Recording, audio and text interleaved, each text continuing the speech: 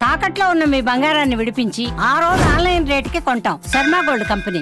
నమస్కారం, welcome to Suman TV. నేను గీతాంజలి.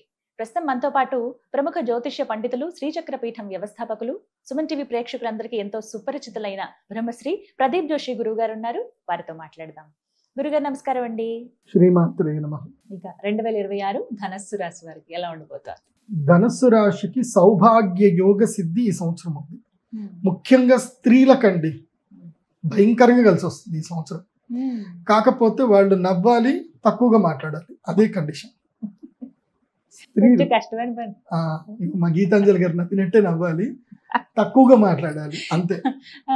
ఇంకోటి మూలా నక్షత్రం వాళ్ళు ఎంత తక్కువ మాట్లాడితే ఈ సంవత్సరం వాళ్ళకి అంత లాభం. తక్కువగా మాట్లాడండి, ఎక్కువగా వినండి. అందరూ, అందులో మహిళలు కీలకం.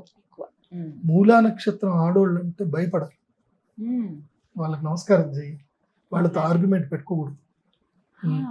మూలా నక్షత్రంలో ఏ స్త్రీ జన్మించినా ఆ స్త్రీతో ఎప్పుడు ఆర్గ్యుమెంట్ పెట్టుకోకూడదు. అమ్మా నమస్తే, మీరు చెప్పినట్టే చేద్దాం అనాలి, అంతే అనాలి, వెళ్ళిపోవాలి, అంతే. ఎందుకోసం అంటే సునామీకి ఎవడు ఎదురు సునామీకి ఎదురు అలా చెప్తున్నారా?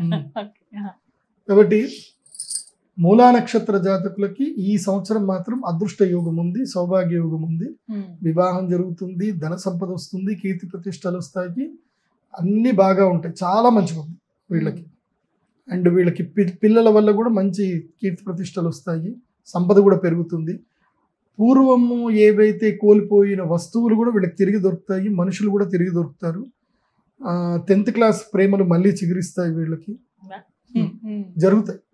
ధనుసు రాశి వాళ్ళకి ఈ సంవత్సరము వెరైటీగా ఉంటుంది. వాళ్ళకి లైఫ్ లో ఏమి వాళ్ళు ఊహించారో అవన్నీ కూడా జరుగుతాయి. ఆర్థికంగా బాగుంటుంది, చాలా బాగుంటుంది. కాకపోతే అన్నదమ్ముల మధ్యన మాత్రం కలహాలు బాగా ఏర్పడతాయి. అన్నదమ్ములు మాత్రం కాస్త సౌమ్యంగా ఉండండి. అన్నదమ్ములు, అక్క చెల్లెలు సౌమ్యంగా ఉండండి, అందుగురించి ఏం లేదు. ఈసారి ధనుసు రాశి వాళ్ళకి చాలా బాగుంది. ఈసారి లక్ టైం కూడా ధనుసుకి.